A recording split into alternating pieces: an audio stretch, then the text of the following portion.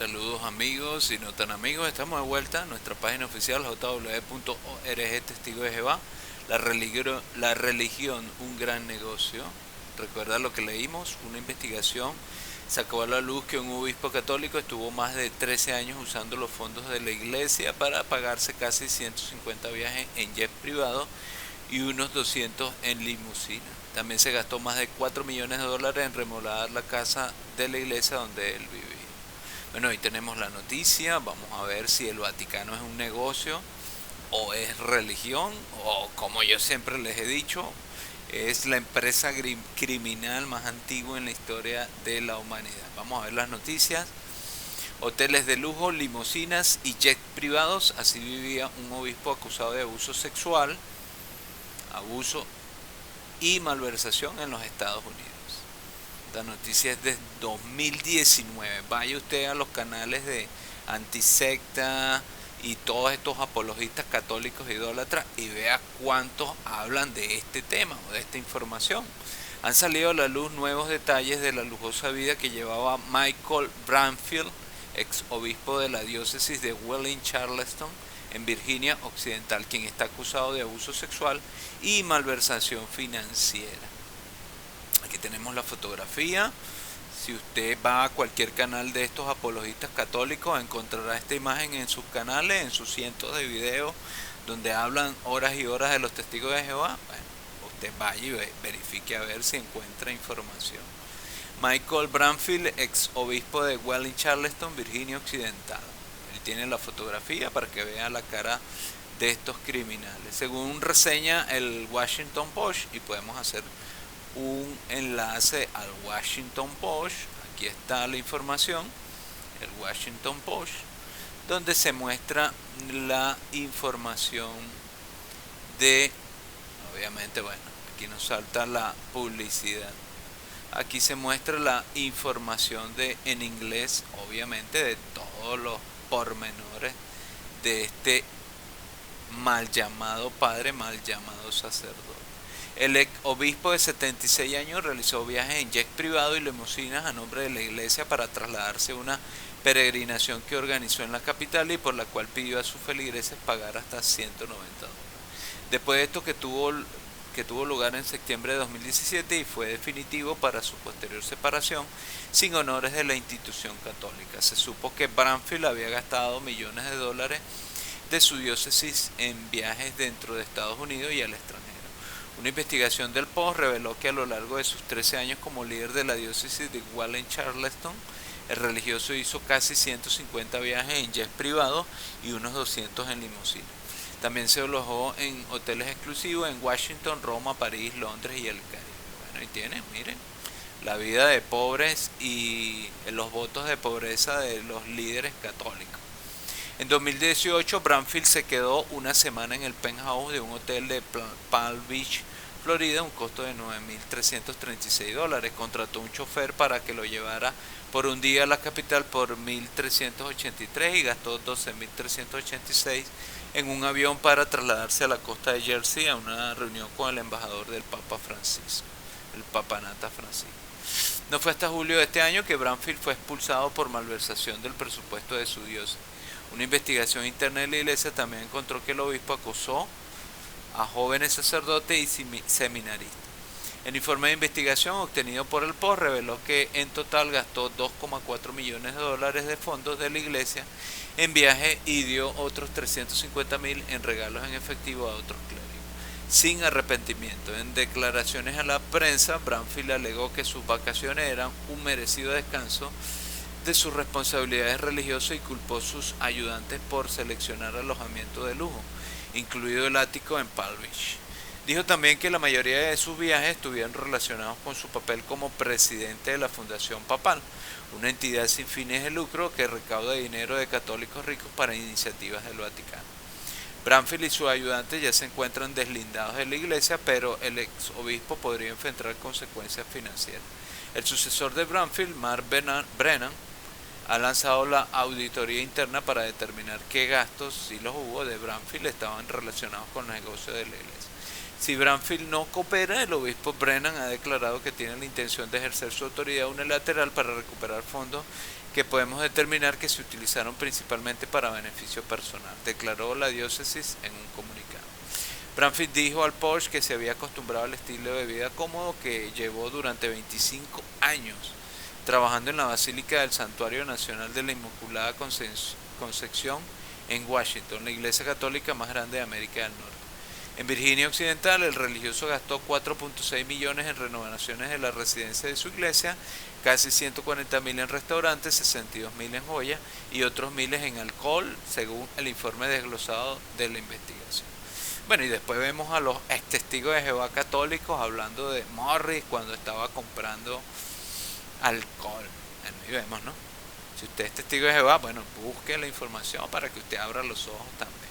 El Papa Benedicto XVI recibe un pastel de cumpleaños en su 83 cumpleaños por el obispo Michael Bradfield, izquierda, en el Vaticano el 16 de abril del 2010.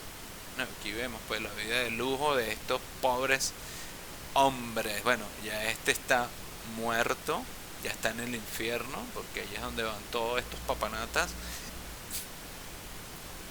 En ese mismo periodo voló en un jet de lujo alquilado al menos 19 veces a un costo de más de $140.000.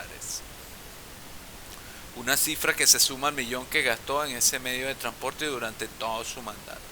Acusaciones de abuso, obviamente sexual. El ex obispo también se hacía acompañar en los viajes de sacerdotes más jóvenes, algunos de los cuales revelaron después que sufrieron tocamientos inapropiados y otras situaciones de acoso. De acuerdo con la investigación, pero cómo les gustaba acompañarlo, ¿verdad? De acuerdo con la investigación, Bradfield también gastó más de $61.000 en una joyería que bendijo. Allí compraba alfileres, gemelos y pañuelos de seda para amigos y colegas. Tomaba vacaciones de invierno a expensas de la diosa. Y no solo a Florida, sino a las Islas Caimán, San Martín y San Bartolomé en el Caribe. Como organización benéfica exenta de impuestos, la iglesia tiene prohibido gastar en lujo o servicios que beneficien indebidamente a un individuo. En entrevista reciente en el Post, el obispo dijo que fue en agosto del año pasado, después de la denuncia del acoso y mal manejo financiero en su contra, cuando se dio cuenta de que su trabajo estaba en peligro. Fue el peor día de mi vida, aseguró Bradfield, que fue convocado en ese momento a la anunciatura en Washington. Ese día, en lugar de conducir por la carretera interestatal 95, alquiló un avión privado desde Atlantic City y de ahí se subió a una limusina hasta la oficina diplomática del Vaticano en Washington. Luego tomó el avión de regreso a la costa de Jersey. ¿Qué le parece? Bueno, y ahí tiene la vida de pobres que llevan esta mafia católica en el Vaticano. Y esta noticia es vieja, pero usted no la va a conseguir en ninguna parte. Ningún apologista católico idólatra va a hablar de esto en su canal, jamás. Pero bueno, vamos a seguir viendo y dilucidando si el Vaticano es una religión o una empresa comercial. ¿Usted qué piensa? Bueno, vamos a ver esta breve información. Es una institución que se creó para que las órdenes religiosas, las instituciones católicas, no tuvieran sus patrimonios en manos de otras bancas que los utilizaran para inversiones no éticas, inversiones quizá en negocios de armas o en industria farmacéutica especulativa, y conseguir también facilitar las transacciones económicas en los países en los che la Iglesia stava perseguita. Non solo, il Vaticano ha moltissimi soldi che vengono fatti da donazioni, tipo l'obolo di San Pietro, o attraverso i guadagni che sono fatti dalla sua banca, i guadagni finanziari come lo IOR. Anche in questo caso questi soldi vengono gestiti in maniera secondo me piuttosto discutibile. L'obolo di San Pietro, per esempio, è una donazione che i fedeli di tutto il mondo fanno direttamente al Papa. ¿Qué beneficios económicos? Vamos a leer de nuevo esta información que es oro puro. Non solo, il Vaticano ha moltissimi soldi che vengono fatti da donazioni, tipo l'obolo di San Pietro. Sino también de las ganancias y gestión financiera de su banco, el Banco Vaticano, obviamente. Aunque ese dinero es administrado de una forma un poco cuestionable, el óbolo de San Pedro, por ejemplo, es una donación que los fieles de todo el mundo hacen directamente al Papa. Imagínense miles y millones de fieles de todo el mundo haciendo donaciones directamente al Papanata Francisco. ¿Cuánta cantidad de dinero no entra al Vaticano? Y después estos son los que critican que nosotros hacemos donaciones voluntarias a el cuerpo gobernante. No, ellos tienen todo el derecho de apoyar económicamente al Vaticano, a esa empresa criminal, donde desaparecen y asesinan, y ahí se protege a los pederastas, y eso está comprobadísimo, y documentales de eso abundan. Pero sigamos viendo la historia del Vaticano, sigamos descubriendo si esta es una religión o una empresa criminal. Al Papa. ¿Qué beneficios económicos obtuvo la Iglesia Católica con el Banco del Vaticano como herramienta de inversión y recaudación? Los dineros del Vaticano están invertidos incluso en empresas donde a través de estos estudios y redes bancarios, ¿verdad?, se ven que son vehículos para lavado de dinero. Nella Banca Vaticana sono stati riciclati i soldi della mafia, come ha dimostrato il Tribunale di Roma. Bueno, ahí tienen el Banco Vaticano lava dinero, el Banco de Vaticano se lavó dinero de la mafia. ¿Recuerdan el escándalo del Banco Ambrosiano? ¿Cuántos católicos hablan del escándalo y los asesinatos del Banco Ambrosiano? Sería bueno que usted se lo preguntara a un católico, a su sacerdote. Soldi della mafia, come ha dimostrato il Tribunale di Roma.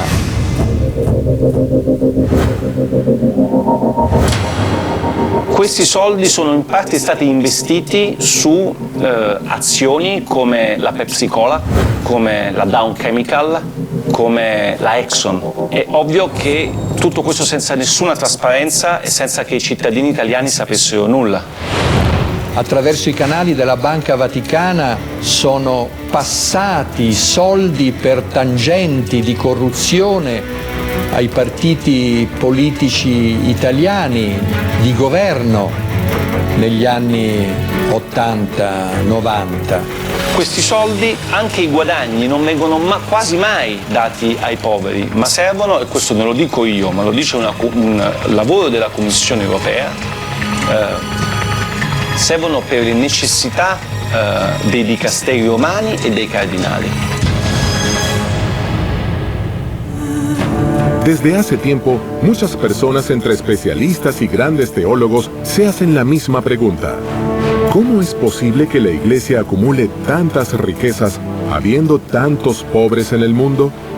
Como historiador de la Edad Media visito muchísimas iglesias y uno de los puntos que tenemos que ver es la riqueza de la Iglesia a lo largo de los siglos frente a la pobreza inconmensurable de las masas.